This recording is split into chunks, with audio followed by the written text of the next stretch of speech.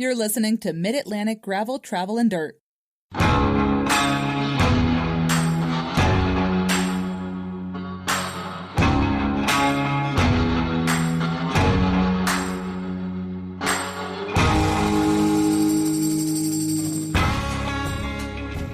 everybody, I'm Brian. And I'm Joey. Folks, this is episode 259 of Mid-Atlantic Gravel, Travel, and Dirt. And it took me a long time to get this set up. Episode 1.1. We should do seasons now. Other podcasts do that. Seasons of gravel, travel, and dirt. It's good to be in your kitchen. We haven't done this, and I don't even know the last time we sat in the kitchen and chatted. We had a kitchen chat. We'll probably go back and look at pictures. Probably, yeah. It'd probably take that long. Well, everybody, welcome back, or should I say, well, I don't know what we should say. Just we're back. We took a little hiatus. That's true. We didn't take a hiatus. Hiatus. What did we take? I don't make any money off this, so I just stopped. We just so big changes over the summer. I looked, and the last time we actually recorded anything was actually early June. Was that like a Grindura recap or something? It was the Grindura recap, exactly. And I think we had Dave on, and we did like a whole big thing on that, which was great because you were there. Yep. But that seems like it was a lifetime ago. It was about a year ago. No. That's how it feels. Well, I feel like life has changed so dramatically in the last 3 months, and that was a big part of what we were kind of just like taking a breather. We were waiting for Sleepy Joe just to go. A lot of stuff's happened since then. It won't get political, but so we are going to do something different here with this return episode. We're free balling. We're just kind of, gonna chat. We're not doing any of the normal stuff that we've always done, the Strava Club, the this or that, the blah, blah, blah, because we want to do sort of like a podcast refresh.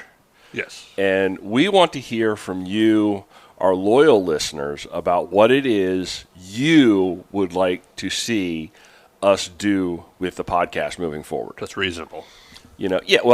Truth. I know that everybody's been wondering where we are. We get a lot of messages all the time. I do. I know you do. So let's just dive right into it. Joey, how are things at the bike shop? I assume they're going well.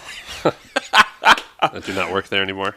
Folks, if you didn't know, Joey is no longer an I employee. Retired. Did you really? That's good if you could get a way to say it. I mean, been doing that for 18 years. Most of my friends that went in the military are almost actually retire after 20 years. So, it's the mid to late 30s coming. Yeah. So, huge life change for you. Yes. Do you just want to tell us where are you now? Where are you? Well, I'm in the kitchen. Where are you and what are you up to? I am now the Associate League Director for the Maryland NICA League. Okay. Which is MICL. And I know we have a lot of pickle listeners. Okay. So I think people in Maryland know that John and Fred, who started this in 2018, are stepping down after the season. I actually just approached John. It was before Grindura because I talked to Kuhn about it at Rise Up in Annapolis. Okay. And we had breakfast or coffee, and I just wanted to get involved with the core staff. And now I'm set to take John and Fred's job. Wow. So, Associate League Director for the rest of the season, and then the goal is, as long as I don't do anything stupid. Do a podcast where we talk about free balling? Yeah. Okay. Well, you're the one that said it. To just transition right over into that position. Okay. So, from Associate League Director to Full League Director. Because John and Fred are still doing all the heavy lifting, and I'm just kind of mirroring and learning and taking... You're shadowing them. Yeah. You're shadowing I'm getting hit with a fire hose or whatever John keeps saying. Okay. Like a NICA Trek term. I mean, it's been a lot of work. Okay. It'll be a month. I've already been in a position. Okay. And we're on our second event this weekend. Well, actually, I'm leaving right after the podcast to do some course cleanup. So let's back up one step. Yeah. For those of our listeners who don't know what NICA is, Can you give us the 50,000-foot view of NICA? NICA is the National Interscholastic Cycling Association. Okay. So there's a lot of acronyms, just like it's MICL is Maryland Interscholastic Cycling Association. Cycling League, sorry. They do suffer a little bit, I think, from all the different, But it is a program for youth, the youth of America, middle school through high school, to race their bikes, enjoy riding bikes, create better individuals out of themselves. Okay. Like we're empowering youth to go ride bikes. Okay. I like to think about it as the bike's just a medium. These kids are learning. The bike's just there for fun. They're learning life skills. Tons, yeah. Responsibility. They're gaining confidence. They're learning how to, empower themselves. It's just like the bike, like the way I think about it, the bike's just a medium. Okay. They just happen to go out and ride it. I've seen a couple of the kids at the shop who have been NICA athletes for a while, and just watching their character and everything change in a good way. Okay. And how they've gone about their lives over the last couple of years, and how much they've matured differently than most kids their age. And so it's for middle school kids and high school kids, but it is not associated with the school. Or is there some sort of connection with their schools?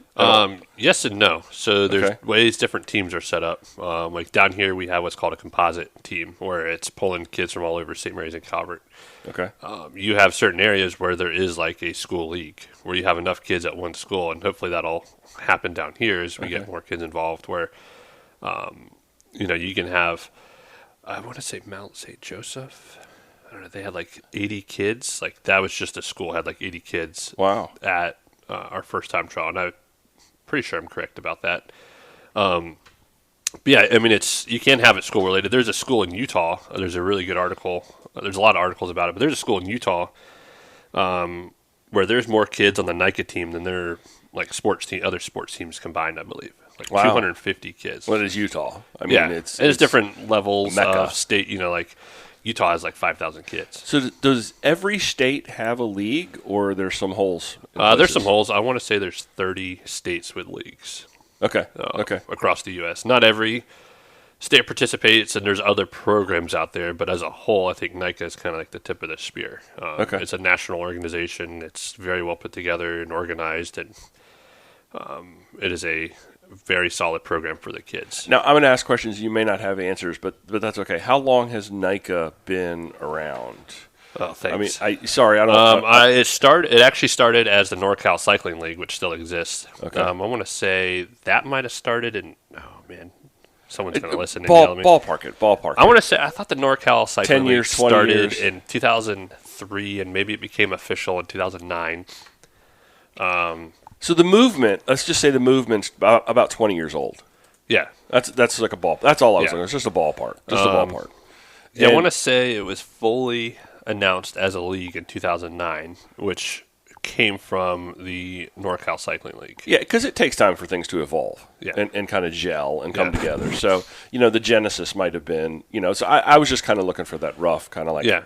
So 20 year, 25 years, somewhere in that window, and maybe official under the moniker of NICA for 10 or 15. That's kind of what I was. There's some pretty big hitters that have been around. Like, I don't want to go Yuri's route, but Yuri's wife, Vanessa, is like one of the original.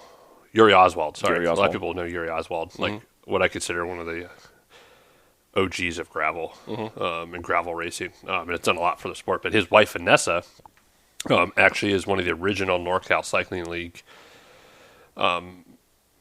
member coaches. She was a school teacher and is still on, still with NICA. Okay. Like to this day. Now, out in California. How many kids nationwide, again, ballpark, or if you don't? 25,000. 25,000 kids nationwide. Yeah. Wow. And that's probably... And it's still growing. And how many in Maryland? Maryland is like 699, and that will go over 700 today or tomorrow. Okay. There was a little bit of last-minute push where I think, and I don't want to sound bad, and this is why I love NICA, is I saw some emails the last couple of weeks where kids didn't make soccer or other sports where other programs cut kids, and they unfortunately didn't make their school team for that like ball sport. Right. But now they're going back in and doing their NICA team. Okay, cool. Because NICA doesn't cut anyone. Right. Which is awesome. Okay. You could be little Timmy, sixth grader. The sixth graders were so awesome last week, like 2 weekends ago. First riders going out there and enjoying it, and they could ride that same way just for fun all the way to 12th grade because their friends are doing it. And it's just like us, we like to ride bikes.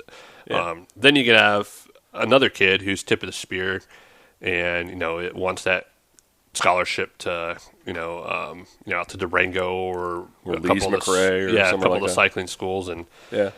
very well put together individuals. Pennsylvania had a female who competed at Mountain Bike Worlds for XC last week over in Europe, and she belongs to the Pickle League. Okay. So you'll have kids who, as you start watching these bike races, will have been, NICA athletes in the past. Okay. So it's pretty cool. Now, so has Maryland had the MICL League? How old is the MICL? 2018. 2018. So six John Posner years, and 7 Fred years. Powell started Okay. that together. Okay. John ran a race pace, multiple race pace locations, and worked for Truck World Cup team and stuff for 18 years too. Okay. Okay. So it was had a huge background in the sport, and John's awesome with kids. So is Fred, both of them. Now, I know that an organization like this, it runs on the backs of its volunteers. And I want to talk about volunteers for a minute, but just a minute. But first, I want to focus more on the kids right now. So say, you're a parent, or say you're a kid, and you're interested in it. How do they find out more about it? How does that gel? How does that happen? So if you're just curious and you don't know anyone involved, I would just go to the NICA website. Okay. And there's a scroll down to find your league, and from there you could contact league director, because I know we have multiple states, and they'll get you in touch with who you need to talk to, what you need to do. It's pretty simple, straightforward. Yeah, so I was asking, it's just as straightforward as hey, make an inquiry. Yeah, just hop on there and shoot an email. I think even Amanda, who is the president of NICA, even has her email open for people to ask her questions like that. Nice. So nice. It's pretty awesome. Okay, so it's real easy for kids to say, hey, this is something that interests me, and I want to find out more about it. Maybe they could just come out to a race and kind of get the vibe. I mean, is there the thing to do is go to a race? Okay, so just see. So you could go to your league for your state, look at the schedule, and you could maybe say, hey, Mom, hey, Dad, I want to go check this out. Or more likely than not, if they're on the mountain bike scene already, they probably have an they idea. probably know some kids that are doing it. So it's probably an easy connection there. Yeah, But and you'll know. If you're on the trail, you'll know a NICA kid or family. They're much different than everyone else. Very positive, very encouraging. Not old grumpy frumpies. You can definitely tell. There's a couple families around here I love. Like the Kennedys. When the Kennedys are out, you would know instantly that's a NICA family. Okay. So they're a lot of fun to be around. But you can reach out, do that. You can join a practice. There's a waiver for a one-time thing to see if you like it. Practices are different everywhere. Okay. So it's not just race days. They actually you actually have practices and training and stuff. So you'll have a couple sides of the spectrum. The Trailhawks down here and other teams can practice 2 to 3 times a week. So usually a Monday or Wednesday evening, and then a Saturday morning. What does practice look like? Practice could just be learning basic skills for an event coming up where it's labeled at a venue. What are some of the basic skills that would be appropriate for that course? Roseville is pretty rooty and stuff like that, and there's certain bike handling they can work on. Okay. It's just getting some time under their legs. It's doing some teamwork, team building stuff. A lot of it's just building confidence. Okay. The rest of the stuff comes secondary. Nice. Nice. That's the way I look at it. Like I said, it's the bike's just there to help. Now, could a kid come along mid-season and be like, hey, I really want to jump into this? Can they join kind of mid-season, or is there the ability? That's where it gets a little weird, because part of the number one thing for NICA is safety, like no matter what. Okay. And unfortunately, it's not unfortunately. You get someone mid-season who's never ridden and hasn't been around as much for some of the skills at least. Okay. They might be able to participate in some practices. I think it becomes, and this is stuff I'm still learning, it would be a conversation with the coach or the team director, but like the league director. Okay. Because you'll have some kids who have experience and have been on and off practicing. But like I said, maybe the sport changed. But it'd be a little bit tough to get someone brand new, in the middle of October when there's a couple races left. Okay. It might be good for them to practice, get their feet wet, come to the races, and then, they're ready for next season. What is the season? What is the So Maryland is a fall league. Okay. So end of August was our first one at Roosevelt. We did a time trial format. And then there's 2 end of the seasons. So like the Maryland finals is October 26th, 27th. Okay, so late August to late October. Yeah. And then there's certain qualifications for a regional event, also at Fair Hill, November 9th and 10th. Okay, so that's there's like the East Coast. There's state level, then there's regional. Is there any national? No. No. Okay, so it's state level and then sort of like the regional stuff. Okay. And the regionals for out here is only a couple years old. I mean, But there was youths, street youth, youths participating in nationals. Was when I was working Big Bear in July. Okay. I was working that event for like 4 days with Specialized. Mountain Bike Nationals was going on at Bear Creek in Pennsylvania. Okay. And there was tons of NICA athletes racing Okay. mountain bike nationals. So I guess the thing to think about is that mountain biking as a discipline, as a sport, has reached a point where there is the ability for college scholarships. Oh, yeah. For it is on par with the traditional high school centric and middle school centric ball sports. So mountain biking is there. Yeah. So you just got to look outside the box a little bit and not be thinking just about the school environment, which, I mean, as we know, school environments can sometimes be toxic. Oh, yeah. And the ability for kids to get outside of that to create community is tremendous. It's a tremendous asset, the ability to do that. So, and I'm going to bet we have listeners that aren't familiar with it. Now, do the teams?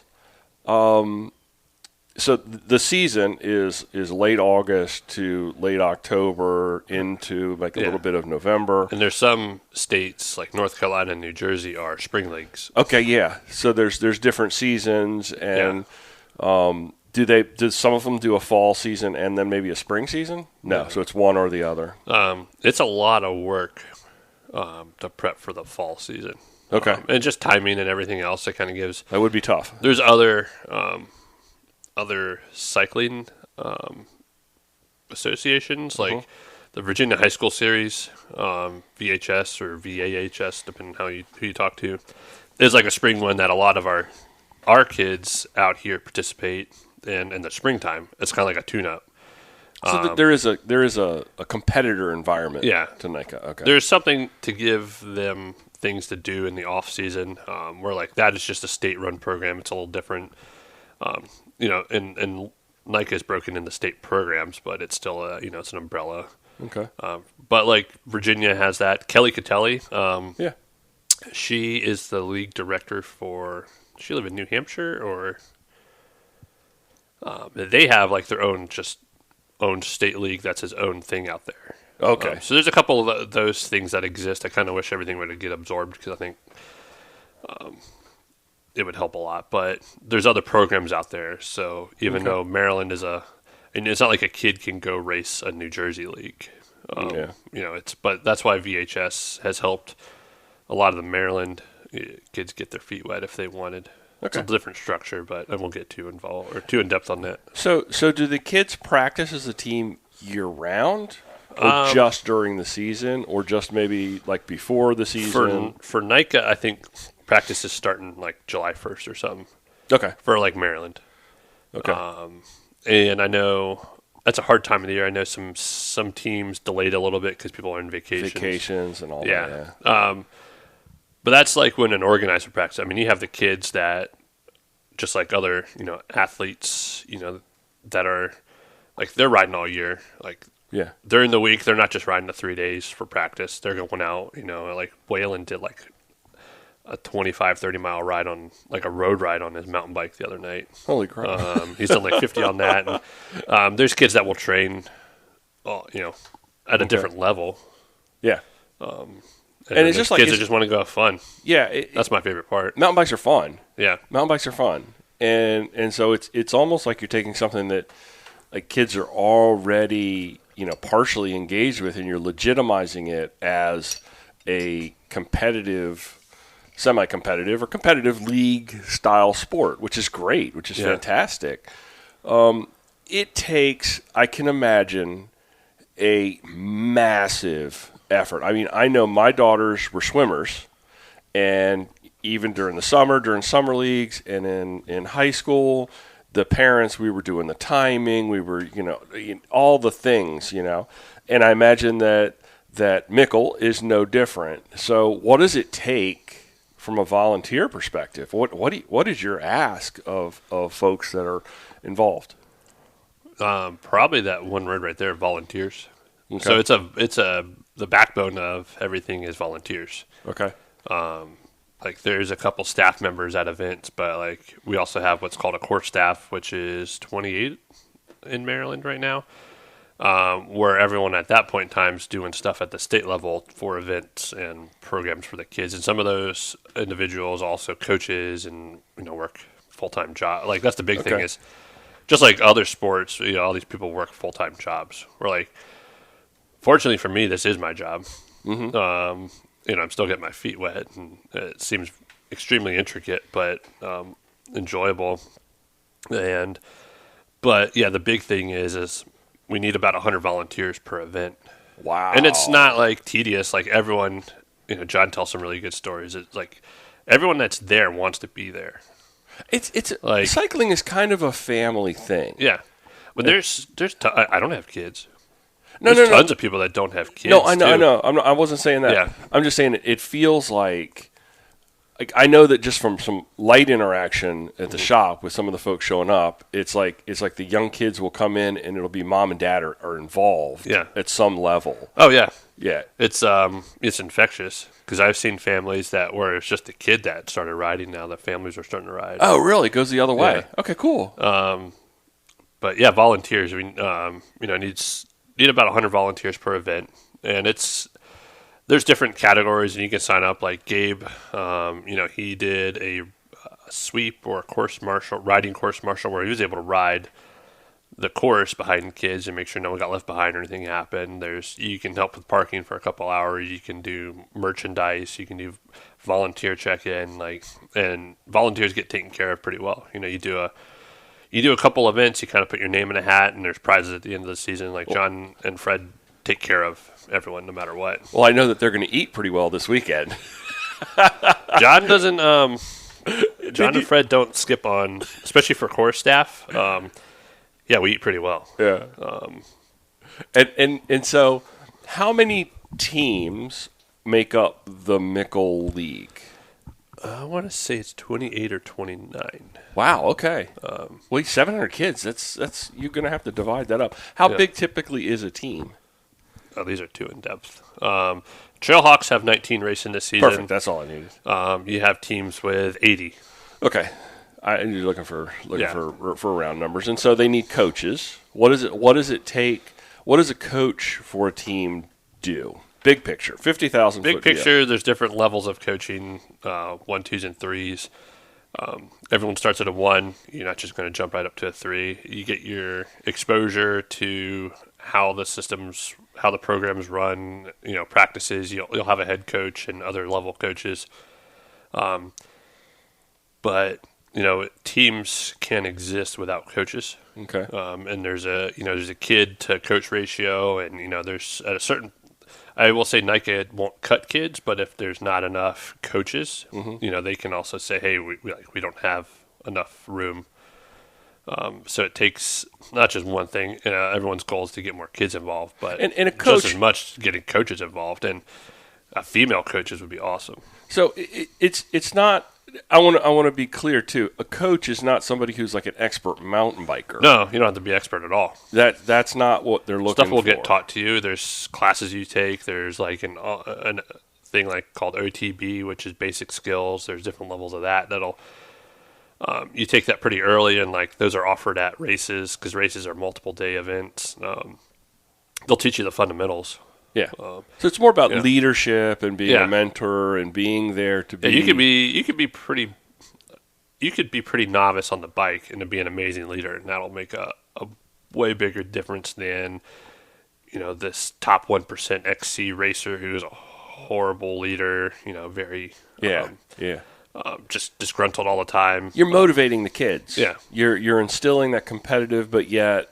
Yeah. For me, it's about community and having fun. You get to race your bike at the same time.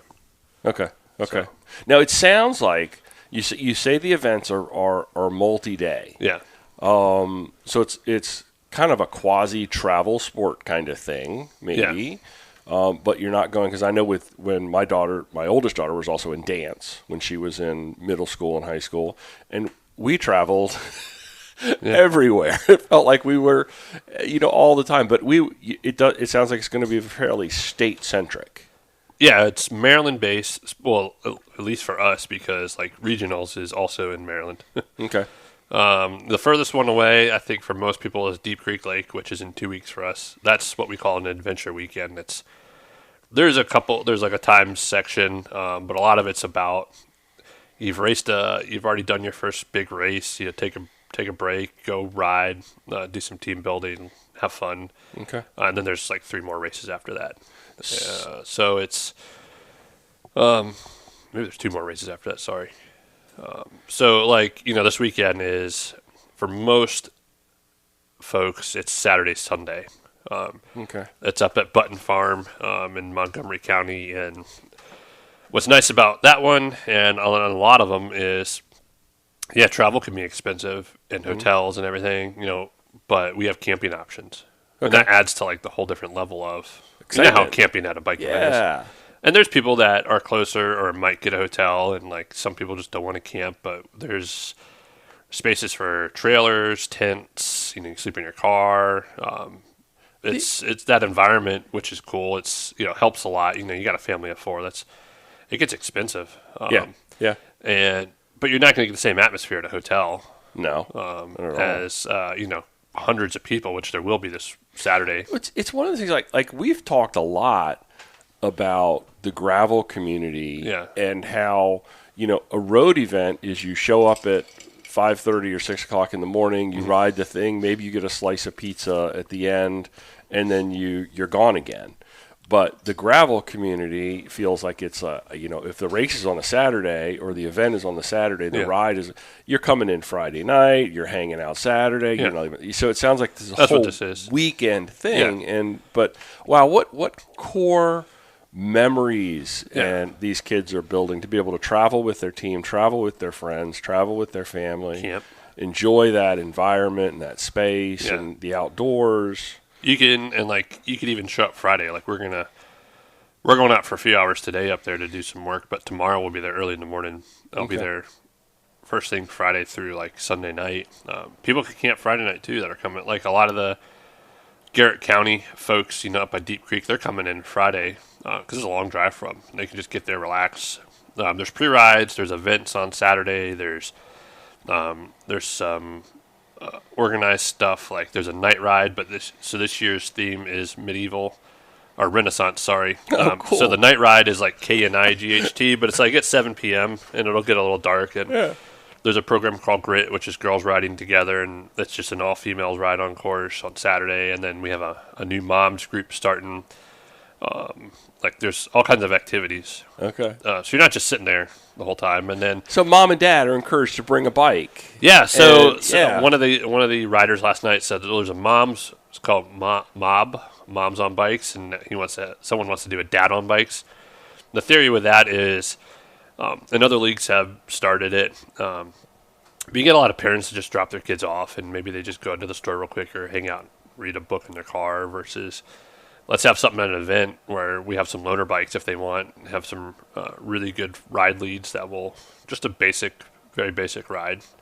Kind of say, hey, here's what your kids are doing. Like, this is a lot of fun. So I want to talk, lastly, I want to talk about the cost, because obviously, a lot like, when my daughters was doing dance, it was unbelievably expensive. The equipment, the shoes, the costumes, the all the things. And obviously with a mountain bike, it's not, you've got to have that tool. Yeah. You've got to have that tool. It's expensive. I mean, I'm not going to lie about that. But how much were your daughters using all their dance equipment when they graduated? Absolutely. Yeah. That's my point, is that, I would buy a pair of $300 tap shoes that she would use once. And no offense to any of that. Done. But, like, the cool thing is I stopped playing. All right, well, I play golf still. I picked golf back up. But, like, you play football, and what a fraction of people are going to play in college and a fraction of that are going to play in the NFL. Like, you're not going to do it after your senior high school. Yeah. And you start to ride a bike, I mean, you just barely scratch the surface. Yeah. Like, that's something you can do the rest of your life. Yeah. Like, it's most people I know are like, the bike's changed my life. Like, I made a career out of it. Yeah. But the bike also, like, I met my wife. It kept me from doing a lot of stupid stuff. Hopefully this kids learned that a lot earlier than I did. Yeah. And there's some shirts, and it's like, I wish this was around when I was in school. Because I graduated before the program even started. So there's a cost associated with it. Each state has a different fee. That was the next question. It's a few hundred, $200 to $400 for a whole season, but that includes like everything, everything that would come with the race. A lot of it's insurance. It's getting everything set for your team. Like, that's it. You don't pay anything else. Okay. And that's like Pennsylvania has a little bit more events than we do. We have a decent amount of events, but that just covers it all. Okay. There's nothing else you have to do. Yeah. What you have to do on the other side of it, though, is just like most stuff. Yeah, it's besides the equipment, you do have a little bit of transportation. You got practice a few nights a week, so there's a different investment. Mm-hmm. And there's also like Maryland has a scholarship for kids where that entry fee, $300 can be a lot. And someone might have been given a bike, which is great, but, so they didn't have to do that. So there's a program where, if someone needs a little assistance, it's there. Okay. So we're not trying to create less barriers. Yeah, knock them down. Yeah. And the other thing, too, like when I would spend $200 or $300 on a dance recital costume, mm-hmm. and then it went into a box, whereas if your kid wants to try this out, and at the end of a season, they go, it's probably not going to happen, but they say, mountain biking's not for me. Yeah. That's not my thing. You've got an asset that you could actually turn around and flip and sell. Yeah. So it's different. Yeah. And there's nothing wrong with dancing. It's taught a lot of people certain things. No, I'm not saying there's anything wrong with that. It's just I'm trying to compare what people may be familiar with and trying to, juxtapose these two things against each other so that they can kind of look at it and go, well, yeah, a bike's not an inexpensive investment. Yeah. But looking at some other things, neither are they. Lacrosse sticks are massively expensive. Oh, yeah. Golf clubs are massively expensive. Yeah. So there's always going to be those things. And, if you want a solid bicycle for even a youth, I would say, it's going to be $1,000. Mm-hmm. There's less expensive options out there, which work and they get people going. They're not as robust and they're built a little differently, but you get a couple seasons out of a $500 rock hopper. That's awesome. Yeah. I will say this too. There's also kids racing S-Works and stuff. Sure. There's always going to be that. Even looking, and I'll say it, I'll throw it out there, those Walmart Ozark Trail mountain bikes and gravel bikes are getting a lot of love right now. Yeah, the YouTubers are going crazy with them. They're getting a lot of love. That's a $300 bike. We'll say it's upgradable. Yeah. Well, the other thing is, I think hopefully Walmart and those companies have seen the push. Mm-hmm. And I know inflation's there, but they're also not like the $70 mountain bikes about there. No. There's nothing wrong with them. I never have any problems with those because you get people into sport. Your typical big box store, those bikes were initially the Kents of the world. Yeah, they were disposable bikes. They were disposable, $300, $400. costs more than the bike. But I think the Ozark Trail is taking a different approach. Yeah. I think most people that have looked at it have said, you know what, these parts may not be the highest caliber, but guess what? I can replace them with better parts. Things work. They're serviceable, I think, is the word, at a lower price point. So there are options out there. And the used market right now is just full of bikes. And people are still thinking it's COVID. Like, holy cow! I've been trying to help one of the athletes for the Trailhawks find a road bike because he's very competitive, and that's kind of like the next level for him for training. And I showed him. I was like, hey, you should start using Bicycle Blue Book because people I don't know why people think it's 2020. Bikes aren't hard to find, or bikes are hard to find. Like there's. Seeing some really old Treks and Specialized, probably $1,800, $2,000 road bikes in a day. They're 20 years old, probably unfortunately worth $200-$300, and they were $1,400. Wow! It's I don't know what you guys think you got. And then they complain it's not selling. I'm like, well, that's a whole different rabbit hole.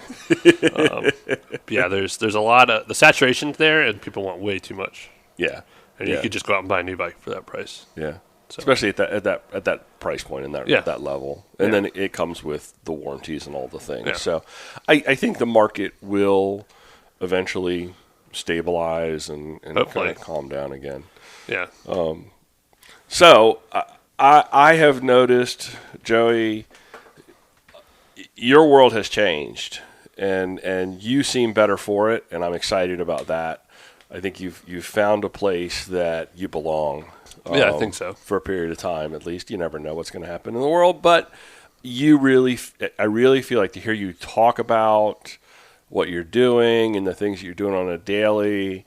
I'm excited for you because I really feel like you've landed in a fantastic, wonderful space. I got a couple good job offers this year, but they didn't seem like anything I wanted to do. It's still bike industry related. And when I was talking to John about this stuff, it's like the biggest thing I loved selling bikes was getting people on bikes, but at the same time, all you're doing is selling them the bike. And I love taking out new people, especially mountain biking, versus now, I'm actually getting those people. I'm getting people out to ride and experience. You're seeing it. Yeah, your firsthand experience. I know. Yeah, I know one of the. And I don't like to sell. It was.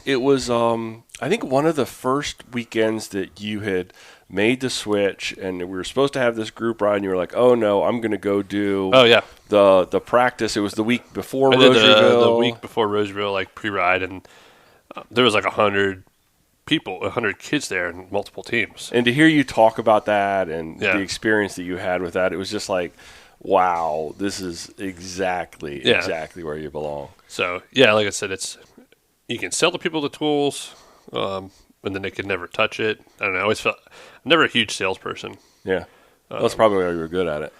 And but now you actually get people with those tools, and you can actually put them to use and let them see how much fun it is. And you've got so much knowledge of the bike and the mechanics of the bike. That is going to be invaluable at an event. I mean, I'm assuming that teams bring mechanics and they have. I'm No. I'm not wrenching at all. No. That's not what I'm saying. But I'll have the knowledge. You have the knowledge. If somebody has a very complex problem and you see that kid, they're like, "Oh my God, I'm not going to be able to race this weekend." You can look at that and go, "You need to do X, Y, Z." At that point in time, yeah. You'll have that, so you can save weekends for kids. That have mechanical issues. And we were fortunate because there's Trek's a huge supporter. Trek of Waldorf was at Rosaryville. They had a neutral tent. And the person working it, was also a NICA coach in the past, and a very good athlete, and he was wonderful. And it was nice having the support of Trek. And there's some other big companies, a lot of the big, Trek Specialized, Shimano, SRAM. There's some big hitters that back NICA. So I've actually, for the first time ever, will be promoting some Trek stuff this week because we got Trek to donate us a very, very nice mountain bike as a raffle item. Nice. Other states are participating in it. Trek got on board with multiple states for a 3-month fundraiser and they're giving away a super caliber, almost an $8,000 bike. Wow. We got helmet, lights, and we got some other stuff I'm trying to get from a couple smaller brands, but like Trek does a lot for the program. Okay. So, which is pretty cool. And so I guess also the one last thing I'll say is to get back to volunteers. You don't have to have kids in the program to volunteer. There's tons of people without kids, and there's people where their kids have graduated years ago. They're still doing it. They're still doing it. Okay. I know multiple people I've heard about, at different levels who, have never had kids and are huge with the program. So, it's not like everyone in the program doesn't have kids, but like I'm one of those where, me and Jess don't have kids. That's why Jess loves doing stuff for St. Jude. That's why I want to do stuff for NICA. Yeah, you don't have to. It's not that requirement. My kid doesn't have thumbs, so you can't really shift a bike. He's a little hairy too, and he got me up at 4 o'clock. He's today, a little too zoomy to get on a bike, I think. Yeah. So funny Blake story is so for some random reason coming out of both entrances to the living room right here, lately he's been getting what we call stuck that way. Okay. Where, he kind of gets next to the couch and peek his head around, and then he's afraid to come down the hallway. And then we finally get him to he runs, scurries through. Uh-huh. So I rearranged the whole living room, which was a lot, and because we have a huge couch and a couple pieces of furniture yesterday, and now he wouldn't even go through either side, and it's fully open. There's nothing there to stop him, and he's just frozen. What it is. It's ghosts. Well, the joke is Blake has been afraid of nothing. And my first black lab, Lolly, who we lost a month after Max, she was a skittish one. Yeah. Terrified of the gate, over there, things like that Lolly would do. And then Max wasn't like that at all. And slowly over time, Blake has so many Lolly characteristics. Really? And it's that right there. Oh. He's such a weirdo. No, he's a good boy. He's a good boy. But I did all that work, and I might have to put it all back. Okay, so we're back. Yeah. You're going to hear from us now. Maybe it's going to cost everyone $50 a month. So the other thing I want to talk about is I want to thank all of our Patreon folks that have just hung in there with us. Yeah. And been a part of it. A lot of them forgot. Just they didn't payments. realize that they keep the guys. You need to go cancel that. They never did. I want to thank you all because we knew we were coming back. We knew we were just taking a little bit of a window, hey, we'd been at this for 5 years. Yeah. Every week. Our anniversary's coming up. For 5 years we did this. So I think a couple of months in the middle of a life change is acceptable. I think is a good thing. Yeah. And I know we had a couple months fully off. Mm-hmm. But after, was it February, March, I started because I lost Chris. Yeah. I didn't lose Chris. Chris is still alive.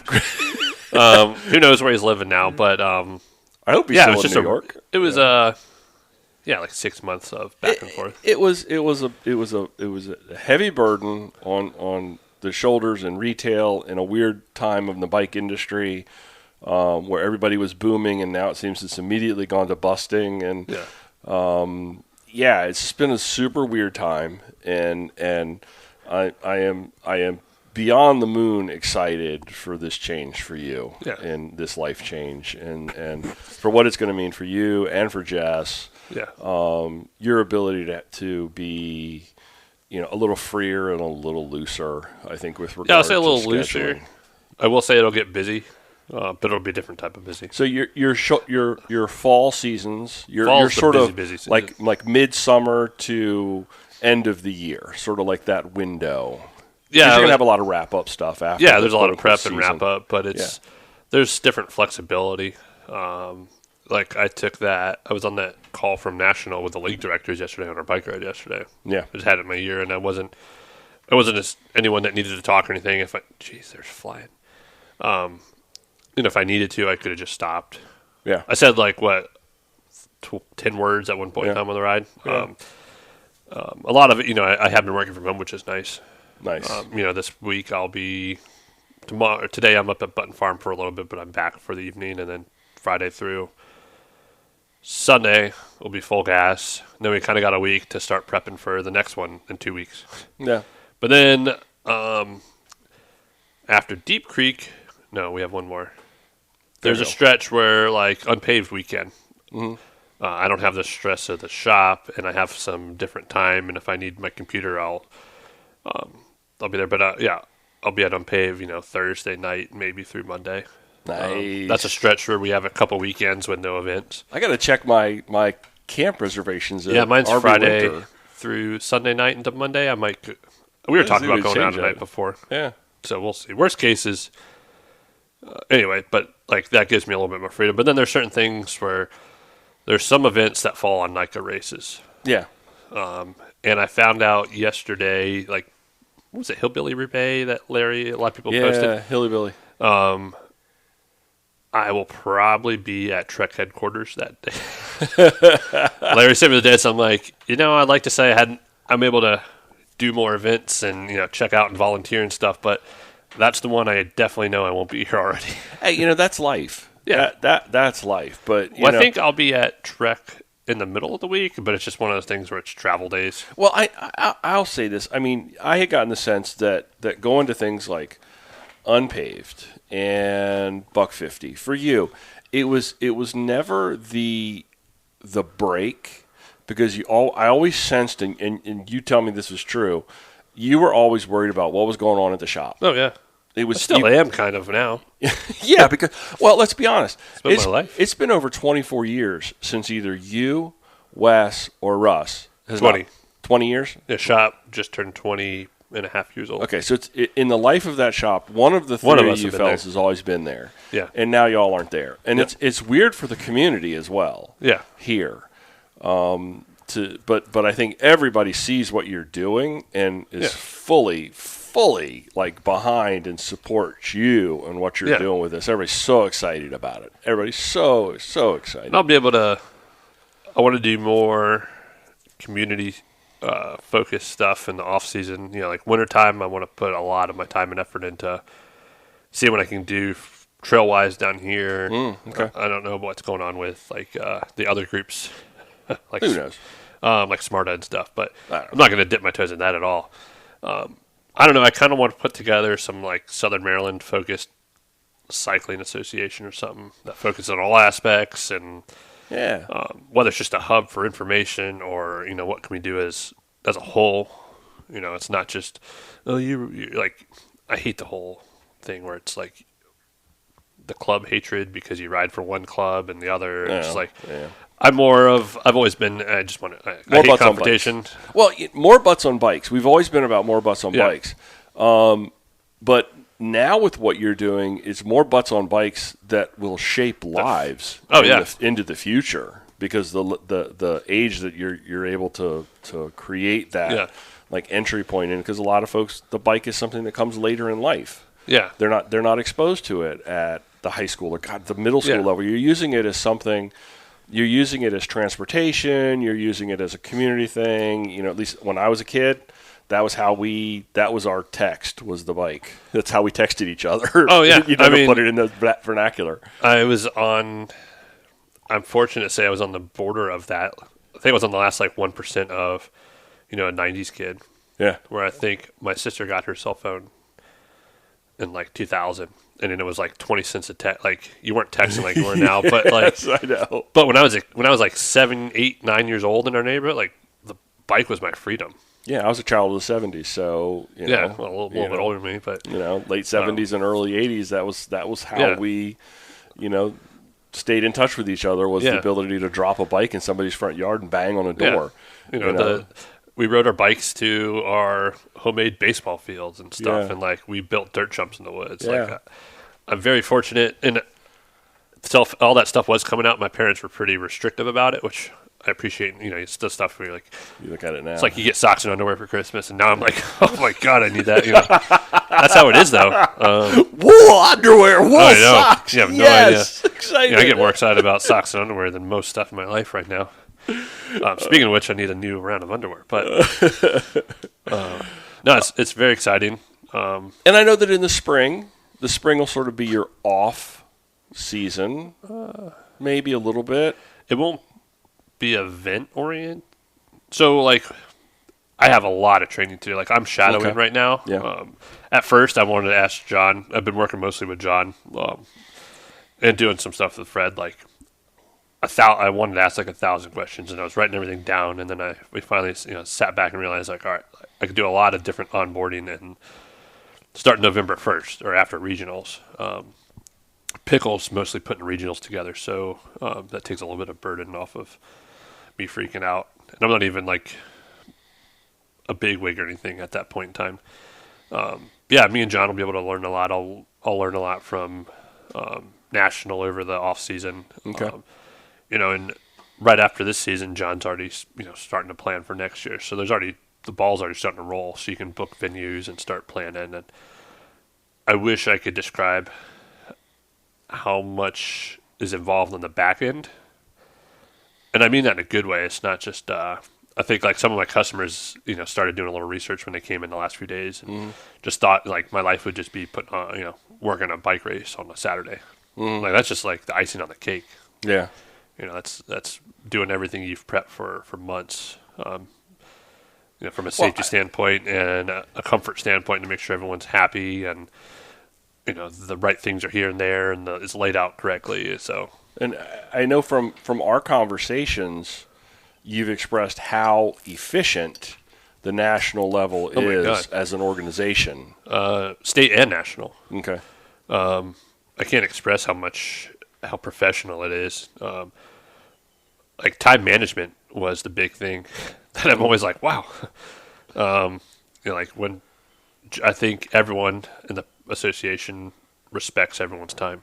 Yeah. Because, yes, there's staff members, but 90% of these people volunteers are working 40, 50 hours a week, raising kids, like 1,000 things. So I'm very appreciative of everyone that's putting their own time and effort into all this to make it work. Well, I'm excited over the next, year or so. I'm scared to hear about the journey as it happens. Oh yeah, I mean, because we're back. We're going to talk about gravel.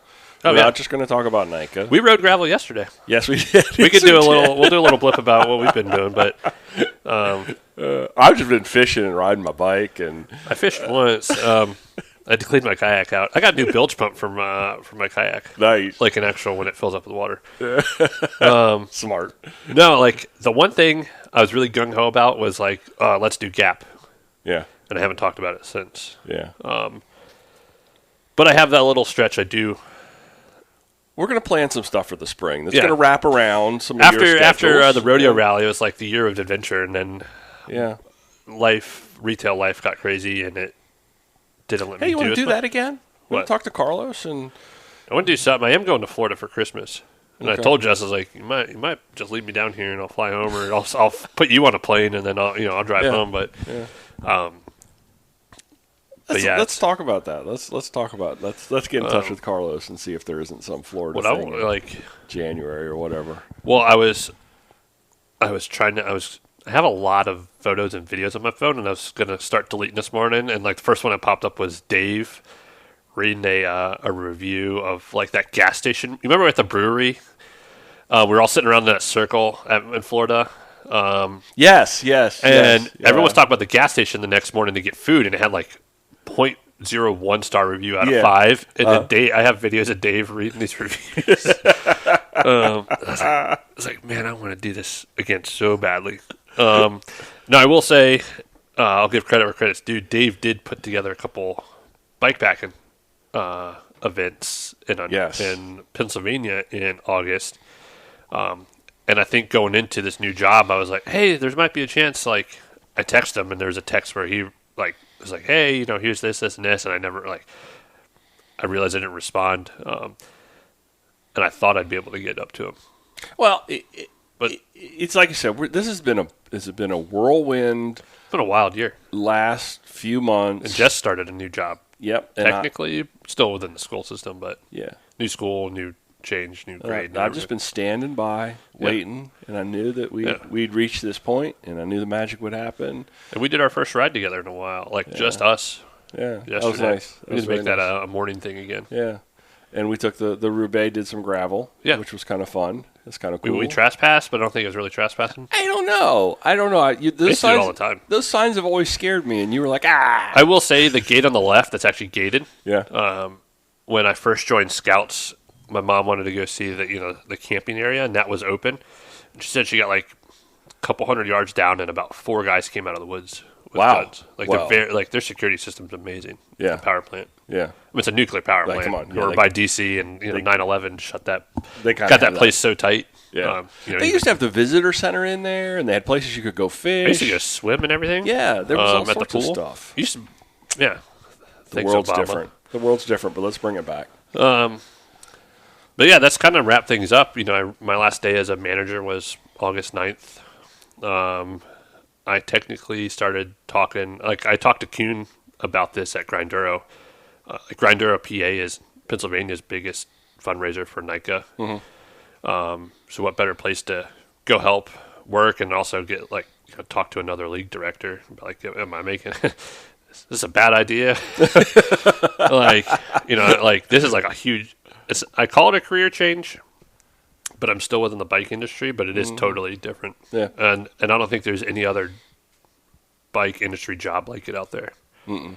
So, and the other ones that I got asked to apply for, take whatever, we're still sales of some point in time. It's just selling from a brand to a shop to sell to people. And I don't like selling and shoving stuff down people's throats. I feel we've talked a lot about this. The bike industry is in a weird place right now. They cannot seem to forecast. They can't seem to understand what it is people want. And I'm not talking about one brand. Oh, it's the whole. It's the industry as a whole. They need to hire some smart forecasters or ask AI to do it. Yeah. Something, anything. Because it seems like the bikes that people want, they can't produce. Yep. And they're overproducing bikes that people don't want. And those are on sale, and then everyone expects the other ones to be on sale, and it's a mess. It's just a mess. And I don't know what's going to fix that. But yeah, and so to get out of that space, wow, good on you. Are you about ready to shut this thing down, Joey? Yeah, I'm just trying to think of. It's been a while since we recorded. I left the shop. Grinduro was probably the last episode, the last big push, because that's when I knew my life was going to change a little bit. I worked Big Bear for 4 days with Specialized. That was awesome. Mm-hmm. I was exhausted. And I apologize, but I definitely met some listeners there. It was a mountain bike, it was 4,000 people mountain bike festival. Yeah. I did get tired of setting up mountain bike suspension after day 4. Not tired of it. It just was one of those tedious things, and it's just like I haven't worked an event for a team or company in a couple of years. I was like, I was pretty sore. Got some good riding in there. I rode with Larry for a mile. Definitely thought the trail we were going on was longer. But yeah, Larry was there. There was some other listeners there. Well, Larry's a friend. No offense to the listeners, but Larry's Larry's a different level. It's LFP. Good buddy. So I think that was it. I'm going to see Larry next weekend at and I still don't. So if I do that, Tour de Shunk, I'm going to volunteer at Public Lands Ride, September 28th. I'm also supposed to be doing show work that weekend. But if I do Tour de Shunk, Eric, I'm still trying to get Joey to get up there. My first weekend off since 2 weeks ago would be after Unpaved. Yeah. And I know you said something about my lifestyle change, but I still like a nice, relaxing weekend with my wife. Yeah, you got to understand. Well, that's true because Jess is still working the 9 to 5 grind during the week. And I am home when she comes home. I have dinner ready by 5:30. We're not waiting until 7. What a life change! I did have calls before and after dinner, but that was that was in the 3rd floor. Yeah. I walked down and made homemade pasta in between calls the other day. It'll take some time to get used to, but I think Shunk will. I don't think it'll break me, but that'd be 6 or 7 weeks of just every weekend. Yeah. You think about it. Well, I have time. Worst case case is I'll share a bed with you. Yeah. Well, we'll cuddle. Maybe Ted. It's cold. It's cold up in Pennsylvania, so we'll cuddle. Yeah, I was looking. So we're camping. I don't want to keep dragging this out. So we're. The goal is to camp this weekend with all the kids. I feel like. Well, first of all, I love camping. I feel like the new you need to get associate league director, should be there with everyone, but if it's going to rain Saturday night. Does that mean your tent's coming out of my garage? I don't know. We got to talk about that. I was going to hammock camp. Okay. In the rain? Well, that's the thing. If it rains, we're going to go back to John's house. He's like 45 minutes, 2 hours from here. But where was I going with? It's going to be Sunday morning. It's going to be 47 degrees. You know, up in Dolly Sods in Canyon Valley, it was like, this was like 2 weeks ago. It was in the 20s in the morning. Holy cow. Yeah. Big Bear, West Virginia, in that inversion zone in July, it was 49. One morning I woke up in my tent. Like, I wore a puffy for a couple mornings. Yeah. So I'm ready. Like, fall is we here. had fake fall, then we had second summer, last week? And now the forecast looks like fall might be here. Yeah. Fall riding. Fishing's going to change too. Fishing's going to change. We need to do a couple. What's nice is what we could probably do is a Monday, Tuesday CNO overnighter. I'd love that. Like, we don't have to battle the weekend stuff. I love it. As long as Beans and the Belfry's open, let's do it. Let's do it. I want to do that Skyland gravel that we canceled because of smoke. Was that this year? Yeah. Yep. All those things. Yeah. All those things. And we should invite listeners to come join us at times. Yeah. No. We should have we can't make it official on the canal, but we could definitely have a get-together. Oh, yeah. An overnighter. An overnighter meetup. Like, Brunswick's a big area for us. Yeah. It has been. I don't Yeah. know why there's a reason to pick another place. No reason. Far enough away from the city with the sketchy people. Easy parking. No worry about the car there. Food. Yeah. The barbecue. Perfect. The brewery barbecue after, breakfast. Perfect. I think we should do that. Let's do it. Let's do it on a Wednesday. Yeah, absolutely. Absolutely. Yeah. Absolutely right in the middle of the freaking week. Yeah. Well, listen, we're going to shut this down for this week, but we'll be back next week. Maybe in the next week or two, we talked about having John Posner. Okay. We can actually he's got some other really good stories. Yeah. Like I said, we share a similar background, but he can probably explain stuff a little better and fix what I'm You did a great job. Thanks. You did a great job. And that's all we're looking for, that 50,000-foot view. I want people to know what this program is all about, because we're Mid-Atlantic Gravel, Travel, and Dirt. Yeah. It's gravel bikes, it's traveling by bike, and the dirt is a mountain bike. I've been on my mountain bike a lot more lately. And that's fantastic, because we're obviously going to have a lot of mountain bike content. We're going to be talking a lot about NICA and the events and MICL and all of the things, because that's what we do. You're here to listen to us talk about our lives as it relates to our bikes. Yep. And that's what we do. So let's shut it down for this week. Thanks, everybody, for listening to this episode of Mid-Atlantic Gravel, Travel, and Dirt. And thank you for being so patient with us as we got through this thing. If you want to get in touch with us, Joey, how can they do that? That's a good question. I don't know anymore. GravelTravelDirt.com. Our Instagram is still alive at MidAtlanticGTD. Shoot us an email somewhere. If you have someone you want to come on that wouldn't be boring, like me talking this whole episode, just shoot us a message. Yeah. I'm going to get some interesting folks on this fall. I got something from I've gotten a couple inquiries about people that are wanting to come talk about some stuff. So let's $100 an hour. You got to pay us to talk in the can. We're recorded this week from right here in Blake's kitchen. Thanks, everybody, for riding along. Until next time, do good, be nice, go slow, respect others. Love you, bye. Love you, bye.